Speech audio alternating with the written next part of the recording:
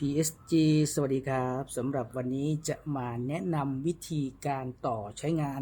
Clean Audio Pro Passive DI นะครับเรามาดูวิธีการต่อใช้งานกันเลยนะครับตรง Input นะครับให้เราใช้สายสัญญาณนะครับจากตัวกีตาร์นะครับเสียบเข้าช่อง Input นะครับแล้วก็สายสัญญาณนะครับOutput นะครับต่อเข้าที่ช่อง Para Out นะครับเป็นแจ็คโฟนนะครับแล้วก็ปลายสายนะครับก็ไปต่อเข้านะครับที่ Input ของตู้แอมป์กีตาร์นะครับส่วนตรง Output นะครับเราก็ใช้สายสัญญาณ XLR นะครับต่อเข้าที่ Balance นะครับตรงนี้นะครับอันนี้ก็ต่อเข้าลายกีตาร์เป็นที่เรียบร้อยแล้วนะครับเราก็พร้อมใช้งานได้เลยครับผม